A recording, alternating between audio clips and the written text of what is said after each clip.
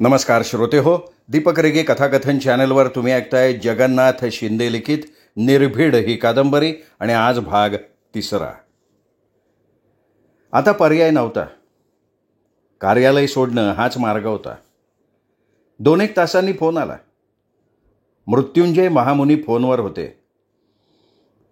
झुंजारराव, काय चाललंय? झुंजारराव बोलला नाही. झुंजारराव, अजूनही मी संपादकीय सूत्र विकीला दिलेले नाही आहेत. जायचं नाही. सर? झुंजाररावांचे शब्द घशातच अडकले, डोळे भरून आले. तुझ्या प्रयोगांना आमचा पूर्ण पाठिंबा आहे. मी त्याला बजावलंय. उन्हाडक्या करत गावभर फिरणाऱ्याला संपादन म्हणजे काय ते कसं कळणार? फोन बंद झाला. झुंजारराव बराच वेळ तसा बसून राहिला. मग कुठल्याच्या विचारानं त्यांनी बेल दाबली. शिपाई आत आला. श्रीखंडे काय करतायत? ते मोबाईलवर बोलतात, बाहेर उभे आहेत. ठीक आहे, जा तू. स्वतः झुंजारराव उठला. कार्यालय बाहेर आला. कार्यालयाबाहेर दूर उभं राहून श्रीखंडे कोणाबरोबर तरी बोलत होते. झुंजारराव जवळ गेला तरी तो बोलण्यातच गर्क होता. झुंजाररावांनी ओळखलं, ते विकीशी बोलतायत. फोन बंद झाला. झुंजारराव शांतपणे म्हणाला, ऑफिसमध्ये या. ते काहीच घडलं नाही अशा आवेशात मागे मागे चालत ऑफिसमध्ये आला. बसा. तो आरामात बसला. कुणाबरोबर बोलत होतात? श्रीखंडे सावध झाला. फोन कोणाला लावला होता? आम्हाला खाजगी जीवन नाही आहे का? त्याने उलट विचारलं. खाजगी जीवन ऑफिसच्या बाहेर. मी ऑफिस बाहेरच जाऊन बोलत होतो. विकीशी? तो चपापला. विकी संपादकांचा चिरंजीव आहे. तो खाजगी विषय नाही श्रीखंडे. ऑफिसमध्ये बोलता आलं असतं. तो गप्प. याचा अर्थ तुम्हाला खाजगी बोलायचं होतं, माझ्याविषयी कागाळ्या करायच्या होत्या. काहीतरीच काय नाही, वस्तुस्थिती आहे. सुप्रभातच्या फायद्या तोट्याचा अंदाज आपण घेतला, हे विकीला कळवलं कोणी? बोला ना श्रीखंडे. मी. कार्यालय प्रमुख तुम्ही आहात? तसा कार्यालयात प्रमुख सिनियरिटीनं मीच आहे. पण तुम्हाला केलं नाही, कारण तुम्ही त्या पदाला पात्र नाही. मला केलंय आणि ते तुम्हाला खूपतंय. अहो, तसं म्हणजे उद्या हे कार्यालय तुमच्या घातकी निर्णयानं बंद पडलं तर सुप्रभात बंद होईल. तुमचं सुप्रभातवर प्रेम आहे का नोकरीवर? सुप्रभात राहिला तर माझी नोकरी राहील. याचा अर्थ सुप्रभात राहिला पाहिजे. मग तो राहावा यासाठी तुम्ही काय केलं? मी येण्यापूर्वी किती अंक निघत होते?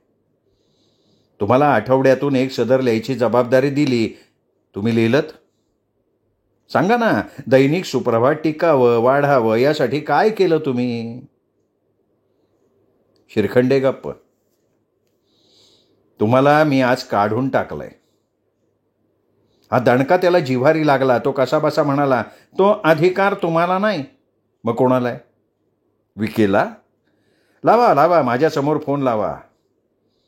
विकीला मला काढायचा अधिकार नाही, तसं तुम्हाला इथे राहायचा अधिकार नाही. या कार्यालयाची संपूर्ण जबाबदारी माझ्यावर आहे. अधिकार माझ्याकडे आहेत. नाव get out. Get out Shrikhande. हे महागात पडेल ना. माणसं अंगावर घ्यायची सवय आहे मला, आणि अंगावर घेतलेल्यांना मी शिंगावर सुद्धा घेऊ शकतो. जा तुम्ही. तुमचा हिशोब जयसिंग पवार आजच्या आज देतील. परत फिरकू सुद्धा नका. तुमचं तोंड बघण्याची माझी अजिबात इच्छा नाही आहे. जोड्यानं मारल्यासारखा चेहरा करून शंकरराव श्रीखंडे बाहेर गेले. त्यांना माहिती होतं संपादकांचा पूर्ण पाठिंबा झुंजाररावांना आहे. विकीचं जिथे चालत नाही तिथे आपल्याला कोण विचारतो? त्या रात्री झुंजाररावांना झोप अशी आलीच नाही. विचारांती निर्णय घ्यायला लागला. या महिन्यात अंक तोट्यात जाता कामा नये. जाहिरातीला थोडा विक्रीचा हात मिळाला तर तोटा भरून काढता येईल. सुप्रभातची दैनिक किंमत फक्त 2 रुपये ठेवायची. हाही प्रयोग होता. थोडा अंकावर परिणाम होणं शक्य होतं. कदाचित जाहिरातीसुद्धा कमी होणं शक्य होतं. इतर अंकांच्या किमती 5 रुपयाच्या दरम्यान होत्या. 2 म्हणजे अत्यल्प, ग्राहकाला परवडणारी किंमत. शिवाय पानांच्या संख्येत फरक नाही. लेख, माहिती सगळं आहे ते. रिझल्ट 8 दिवसात येणं शक्य होतं आणि तो आला. 2.25 लाखाची आवृत्ती रोजच्या रोज जात होती. म्हणजे 4.5 लाख रुपये दररोजचे सुरू झालेले होते. जाहिरातींचा ओघ कायम होता. त्यांची सरासरी गत महिन्यासारखीच होती. दैनिकाचा दर्जा, त्यातली माहिती, साहित्य, वितरण, किंमत याचं योग्य नियोजन ठेवलं तर काय होऊ शकतं याचं उत्तम उदाहरण झुंजाररावला गवसलं होतं. आता हे सातत्य टिकवणं गरजेचं होतं, कारण दैनिकात स्पर्धा होती. या स्पर्धेत असणारी दैनिकं या पद्धतीनं स्पर्धा करणं शक्य होतं आणि तसं झालं तर वाचक त्या दैनिकांकडे वळू शकणार होता. आता वाचक टिकवायचा तर वाचकांची अभिरुची आधी जपावी लागणार होती. त्यासाठी वाचक मनाचा कानोसा घ्यायला लागणार होता. वाचकात सुद्धा विविध गट आहेत. बाल, तरुण, वैवाहिक, वृद्ध. त्याचबरोबर शहरी, ग्रामीण वाचकांच्या मनात काय अपेक्षा आहेत याचा वेध घेणं गरजेचं होतं. तसंच पुरुषांसाठी, महिलांसाठी काही ना काही वेगळं हवं होतं. झुंजाररावानं दैनिक सुप्रभातसाठी वाहून घेतलं होतं. आता कार्यालय त्याच्या कामाचं केंद्र ठेवलं तर बाह्य जगाचा कानोसा घेणं शक्य होणार नव्हतं. झुंजाररावनं फिरती सुरू केली. बचत गट गावोगावी आहेत. त्या बचत गटातल्या महिलांना वर्तमानपत्राचं व्यासपीठ मिळालं तर त्यांचं त्यांनीच लिहावं. कर्तबगार महिला परिचय, बचत गटाचं वैशिष्ट्यपूर्ण कार्य, अद्वितीय कार्य करणारी महिला, त्यांच्या मुलाखती. सुनंदा खैरनार या तरुणीची नेमणूक करून तिच्याकडे या सदराची जबाबदारी सोपवली. तिला पूर्ण स्वातंत्र्य आणि सुविधा दिल्या. महिलांमध्ये जाऊन त्यांच्याशी थेट संवाद आणि त्या संवादातून लेखन, संवादातून विविध उपक्रम, स्पर्धा, प्रोत्साहन देण्याचे कार्यक्रम आणि त्या सगळ्याला प्रसिद्धी. तरुणांना प्रसिद्धीसाठी व्यासपीठ हवं होतं. विशेष करून तारुण्यात प्रत्येक तरुण तरुणी किमान एक तरी कविता करतो. आपल्या प्रियकरासाठी ते लेखन असलं तरी. या उर्मीला प्रसिद्धी दिली तर वाचक वर्ग वाढणार होता. मुद्दामच याही सदरासाठी राधा गीते नावाच्या तरुणीला नेमलं. राधा स्मार्ट होती, बोलकी होती, शिवाय कवयित्री होती. सगळ्यात मोठा वर्ग वरिष्ठ नागरिकांचा. हे वरिष्ठ नागरिक सेवानिवृत्त, त्यामुळे वाचनाकडे त्यांची ओढ. या वरिष्ठ नागरिकांचं जीवन म्हणजे एकाकीपण, वार्धक्यामुळे आलेल्या व्याधी, मानसिक प्रापंचिक कटकटी हे विचारात घेऊन खास त्यांच्यासाठी लेखन करणारी 2 माणसं झुंजाररावांनी निवडली. एक ग्रामीण भागातले निवृत्त शिक्षक द.श. सवाखंडे आणि शहरी विभागातले निवृत्त तहसीलदार रावसाहेब राजे. लहान मुलांसाठी कोडी, चित्र रंगवा यासाठी रंगू लहाने काम करायला लागले. वर्तमानपत्र घरात आलं की त्यावर लहान मुलांपासून वृद्धांपर्यंत उड्या पडाव्यात असं नियोजन झालं आणि कार्यवाही सुद्धा सुरू झाली. झुंजाररावानं एक पथ्य पाळलं. संबंधित सदर लेखकांवर, कवींवर बंधनं लादली नाहीत, त्यांना चौकट घालून दिली नाही. लक्ष्य एकच, दैनिक सुप्रभात मोठा झाला पाहिजे. आणि मग कमाल केली एका लेखानं. नंदा खैरनारांनी बचत गटासाठी विविध स्पर्धांचं आयोजन केलं, कार्यक्रम ठेवले, उत्पादनांचं प्रदर्शन भरवलं आणि त्यांना प्रसिद्धी दिली. सवाखंडे आणि राजे या दोघांना आठवड्यातला एक दिवस दिला होता. त्यांच्या लेखणीला जागा अपुरी पडायला लागली. दोघात प्रचंड स्पर्धा लागली. लहाने तर मुलांच्या वया इतके लहान झाले. अंकांची विक्री 2,60,000 झाली. महिन्याचा आढावा घेतला आणि झुंजारराव उडाले. त्यांनी संपादक मृत्युंजय महामुनी यांना फोन लावला. सगळी आकडेवारी सांगितली. मृत्युंजय महामुनी बोलले नाहीत, कौतुक केलं नाही. मात्र संध्याकाळी त्यांची सुकन्या प्रियंका महामुनींना घेऊन नव्या गाडीत बसून ते कार्यालयात आले. झुंजारराव, तुमच्या झुंजार खेळीनं आम्ही प्रसन्न झालो आहोत. बाहेर बघा, नवी कोरी इंडिका तुमच्यासाठी आम्ही घेऊन आलो आहे. सर, आम्ही शब्द दिला होता पण राहून गेलेलं होतं. ही गाडी तुमच्या सेवेला, सोबत ड्रायव्हर. मृत्युंजय महामुनींनी मुक्कामाचा बेत आखूनच येणं केलं होतं. टावर रूम नंबर 110 बुक केलाय, रात्री तिथे जेवण घेऊ. मृत्युंजय महामुनी बाहेर पडले. रात्री 7:30ला झुंजारराव रूमवर पोहोचला. मृत्युंजय महामुनी आणि प्रियंका महामुनी तिथे होते. मगाशी तुझी ओळख करून द्यायची राहिली. ही प्रियंका, माझी कन्या. पत्रकारितेत हिला खूप इंटरेस्ट आहे. झुंजाररावनी नमस्कार केला. मला ना विशेष करून तुमचं झुंजारराव सदर खूप आवडतं. मी मुद्दाम वाचते ते, ती म्हणाली. थँक्यू. काय सडकून काढता हो तुम्ही एकेकाला. विशेषतः मला डॉक्टर लेलेंना तुम्ही जे उघडं पाडलं ना ते खूप आवडलं. काय आहे, डॉक्टर लेले इथलं मोठं प्रस्थ आहे. 5 मजली दवाखान्याची इमारत आहे. 10 डॉक्टर असिस्टंट आहेत, पण दुर्बुद्धी. गर्भलिंग तपासणीवर भर. लागली कोण. नकली गरोदरबाई आणि तिचा नवरा पाठवला, अडकला सापळ्यात. नेते मंडळींचा दबाव वाढला. राजकीय पक्षाचा शहर अध्यक्ष, मग दबाव वाढणारच ना. पण मोठं धैर्य दाखवलं तुम्ही. आम्ही नाही, आम्ही लिहित राहिलो, पण धैर्य दाखवलं शहरातल्या महिलांनी. त्यांनी मोर्चा काढला. मुख्यमंत्र्यांनी चौकशीचे आदेश दिले. पुढचं तुम्ही वाचलंच आहे. खरं तर एवढ्या मोठ्या डॉक्टरनी असं नको होतं ना करायला. झटपट श्रीमंत होण्यासाठी अघोरी कृत्य. प्रियंका बोलकी होती, त्याला मोकळ्या मनाची वाटली. अनेक वर्षांच्या मैत्रिणीसारखी ती बोलत होती. झुंजारराव बोलघेवडाच. दोघांची गट्टी चांगलीच जमली. मृत्युंजय महामुनी कमी बोलणारे होते. ते बोलत, पण मोजकाच शब्द. बोलता बोलता ते म्हणाले, माझी सगळी भिस्त प्रियंकावर आहे. विकी काही करेल असं अजिबात वाटत नाही. काही केलं नाही तरी चाललं असतं, पण नको तिथे हस्तक्षेप करण्याची सवय. माणसांना उगाचच सत्वत राहायचं. झुंजाररावला स्वतःचं मत व्यक्त करण्याचं काही कारणच नव्हतं. एवढंच नाही तर विकीचे फोन, श्रीखंडेचे प्रकरण, कशावरही तो बोलला नाही. उलट त्याच्या बोलण्यात सुप्रभातसाठी काय काय करता येणं शक्य आहे यावर तो आपल्या कल्पना सांगत होता. त्याची वार्षिक सभासद वाढवण्याची कल्पना महामुनींना फार आवडली. जवळच्या पेपर स्टॉलवर नावनोंदणी करायची. वार्षिक विशेषांकासह दैनिकाची वार्षिक वर्गणी केवळ 700 रुपये.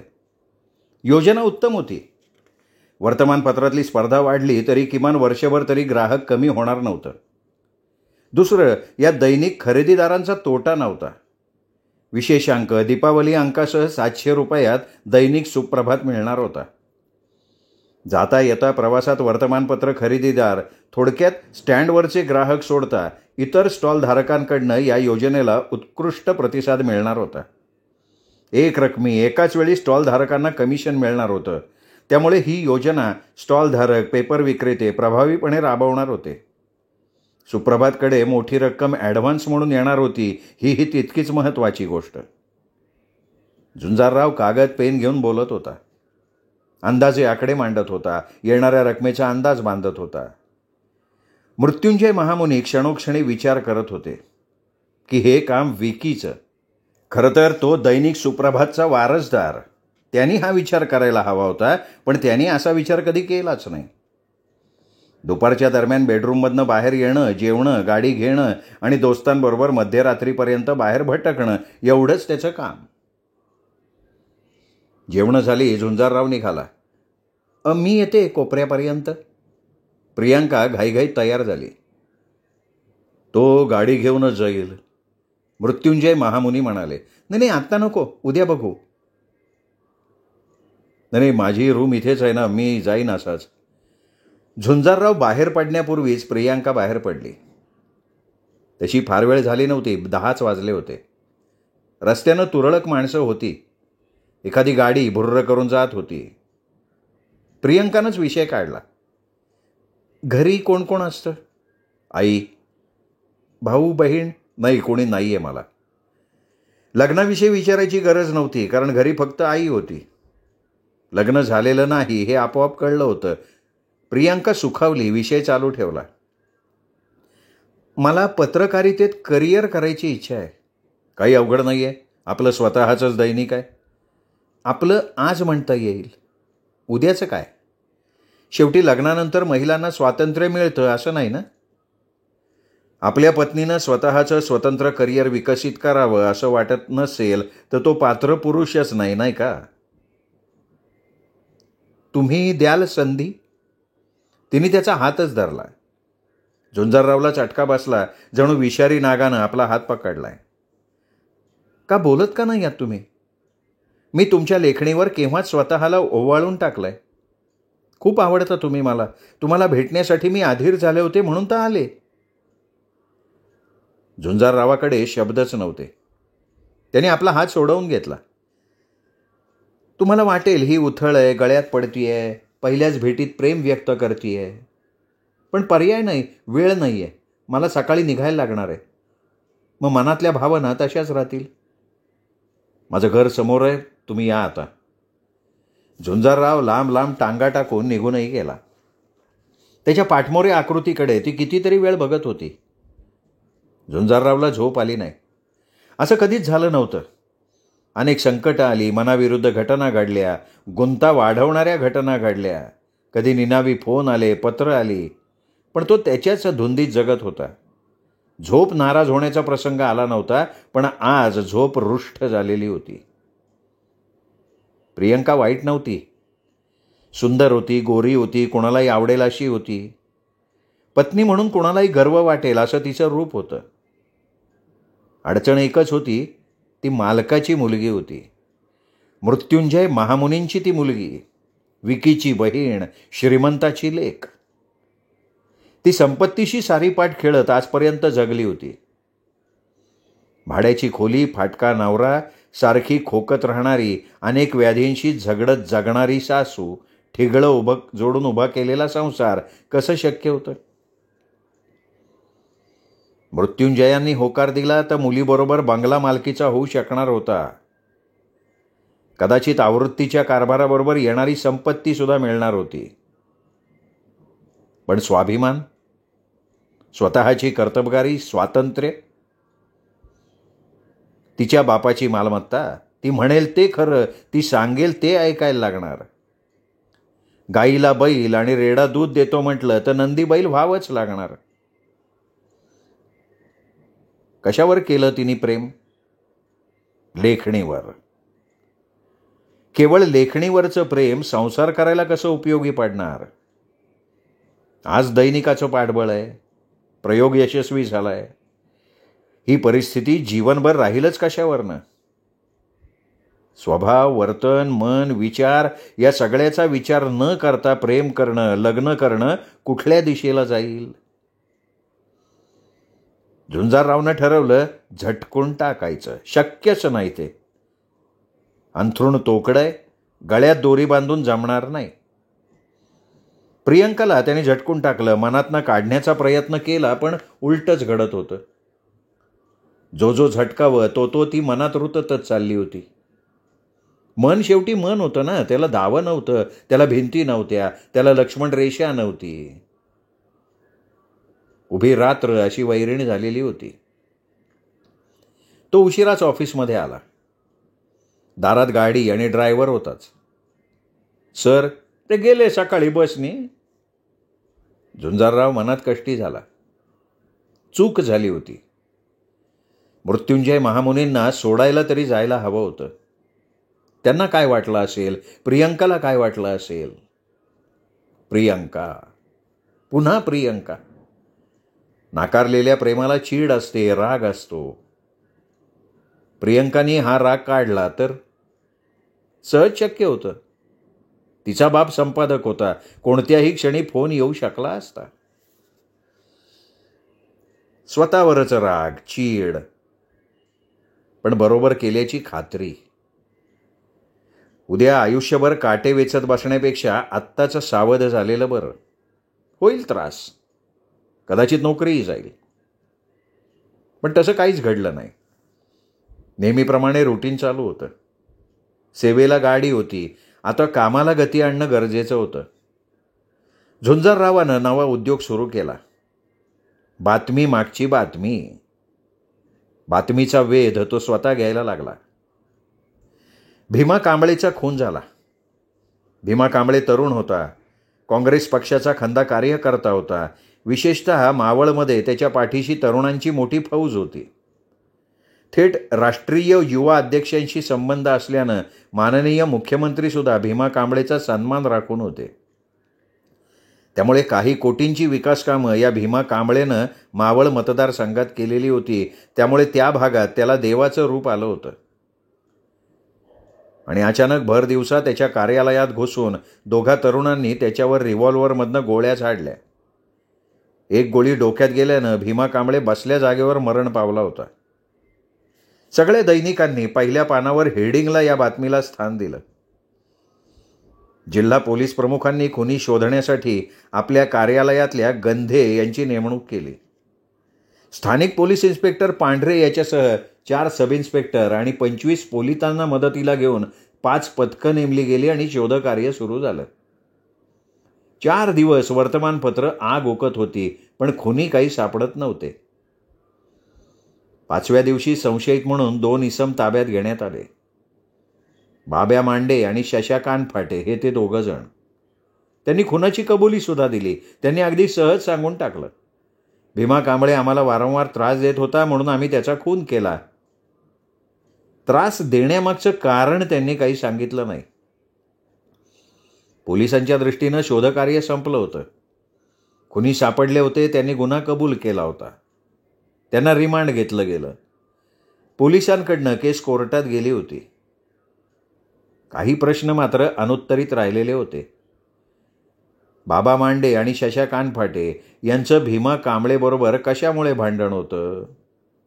खून करण्याइतपत भीमानं कुठलं गैरकाम केलेलं होतं? बाबू मांडेच्या नावावर यापूर्वी खुनाची केस नव्हती, मग तो या थराला का गेला? बाबू मांडे साधा भुरटा चोर. त्यांनी चोऱ्या केल्या होत्या पोटासाठी. साध्या पालात राहणारा हा माणूस एवढ्या मोठ्या माणसाचा खून करेल का?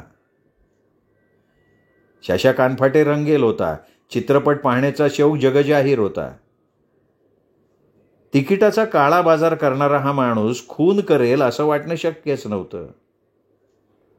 आणि सगळ्यात महत्त्वाचं म्हणजे त्यांना खुनासाठी पिस्तूल कोणी पुरवलं?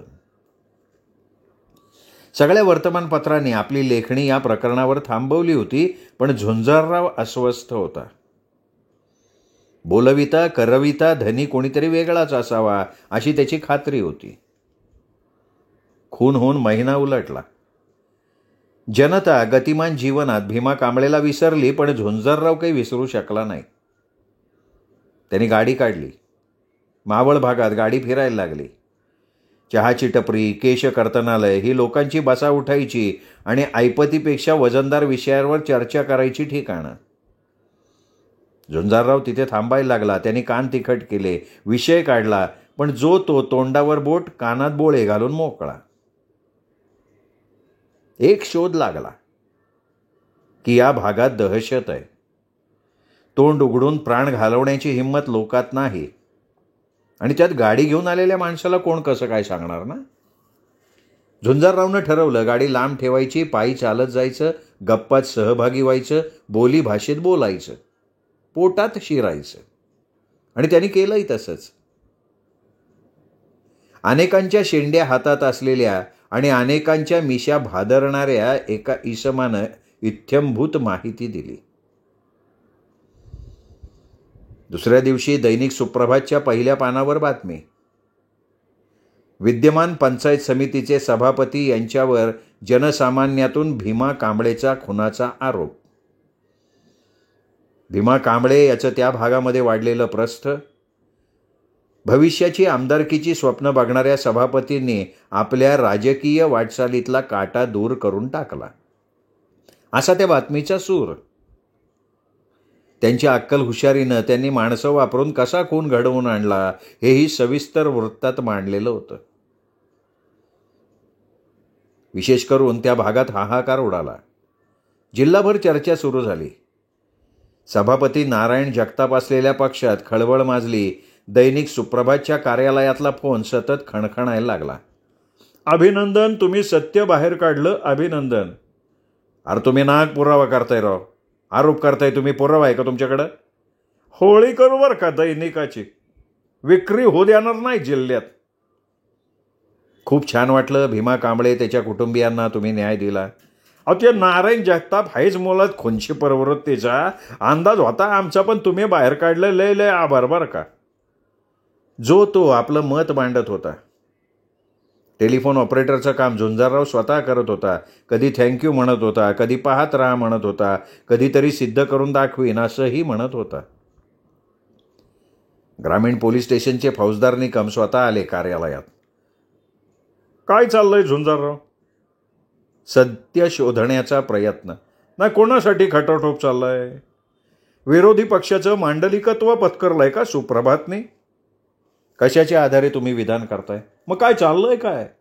अहो आरोपी सापडले, त्यांनी गुन्हा कबूल केलाय. मेलं मढं का उकरताय? मेलं मढं बोलू शकत नाही ना, म्हणून जिवंत माणसांना बोलतं करून मी लिहिलंय. कोण आहेत ही माणसं? पोलीस खात्यात मी सर्व्हिसला नाही आहे. मग ही का उठाठेव? सत्यासाठी. महागात पडेल सत्य. तुम्ही माझंही तोंड बंद करायला निघालाय? म्हणजे नेमकं कोणाच्या पदरी आहात तुम्ही? सभापतीच्या? झुंजारराव ओरडू नका. हे बघा मी केवळ ओरडणार नाही झुंजारराव. नारायणराव जगतापांना अब्रू नुकसानीचा दावा ठोकायला लागतो. आत घेतो आणि चांगला चोपूनच काढतो तुला. निकम एकेरीवर आले. रागात माणसाचा तोल सुटतो. आता त्याचा राग वाढवणं, ओढून घेणं गरजेचंच होतं. निकम तुम्ही दैनिकाच्या संपादकाला धमकी देताय. काय करशील रे? बोल ना, काय करशील तू? निकमांनी झुंजाररावाची कॉलरच पकडली. अरे 4-5 हजार रुपयावर नोकरी करणारा तू सोलून काढील तुला. तुला काय वाटलं रे? सभापतींच्या पाठीशी कोणी नाही? पैसे कमावण्यासाठी असं ब्लॅकमेलिंग करतो तू? अरे पैसे उकळायचे होते तर मी दिले असते ना. प्रसंग बाका होता. झुंजाररावांनी थोडं नमतं घ्यायचं ठरवलं. तो म्हणाला, किती पैसे देणार बोला?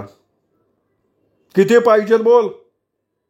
त्यांनी पकडलेली कॉलर सोडली. 5 लाख हवेत. आलेल्या बातमीचं काय? काय उद्याच्या अंकात खुलासा करून टाकू. चुकीच्या माहितीच्या आधारे बातमी छापली गेली, क्षमस्व. बातमी नक्की छापणार?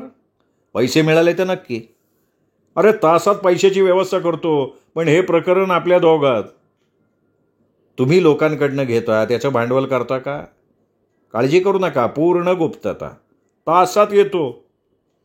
निकम गेले. 1 तासात परत आले. बरोबर पैसे मोजताना अँटी करप्शनवाल्यांनी त्यांना रंगे हात पकडलं. दैनिक सुप्रभातनं दुसऱ्या दिवसासाठी संपूर्ण पान निकमांवर खर्ची घातलं.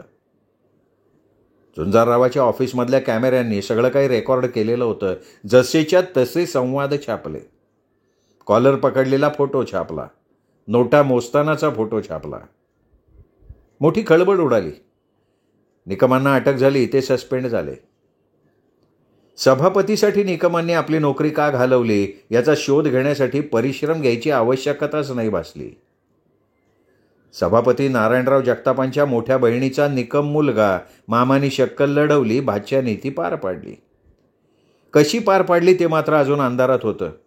पण ते काम सरकारी वकिलाचं. त्यांनी कोर्टाला विनंती केली. मामा भाच्याच्या तपासाचे आदेश कोर्टाने देऊन टाकले. तपासात मामा भाचे पोपटासारखे बोलले. इन्स्पेक्टर निकमांवर मामांनी काम सोपवलं. भाच्यानं शिक्षा भोगून बाहेर पडलेल्या बाबू मांडेशी, शशा कानफडेशी संधान साधलं. त्यांना सुपारी दिली. रिव्हॉल्वर मिळवून दिलं. तपास अधिकाऱ्यांना मामाकडे बघण्याची संधी घेऊ नका असा खातेभाऊ म्हणून आग्रह धरला. एक एक किस्सा बाहेर काढण्यात दैनिक सुप्रभातनं महिना काढला. त्यामुळे सुप्रभातचा खप 15,000 वाढला. या केसमधल्या सरकारी वकिलांनी ॲडव्होकेट सत्रे यांनी चार्जशीट तयार करताना दैनिक सुप्रभात मदतीला आला हे सगळ्यात महत्त्वाचं असं सांगितलं. याच काळात मोबाईलवर प्रियंकाचा फोन आला. झुंजारराव काळजी घे हं. तो काही बोलला नाही. अरे राजकीय माणसं कधीही घातपात करू शकतात. तो गप्प. इकडे माझ्या लग्नासंदर्भात पप्पांची धावपळ सुरू आहे. तरीही तो गप्प. काळजी घे. थँक्यू. त्यांनी मोबाईलच बंद केला. तो विचारात पडला, काळजी कोणाची, माझी का तिची? माझ्यावर कोणी दुखावलेला माणूस मारेकरी घालेल का तिचं लग्न दुसऱ्याशी ठरवलं जाईल त्याची काळजी घ्यायची? दोन्हीशी आत्ता तरी कर्तव्य नव्हतं. निर्भीड झाल्याशिवाय न्याय देता येणार नव्हता आणि संपादकाच्या पोरीशी लग्न करून स्वाभिमान गहाण ठेवता येणार नव्हता.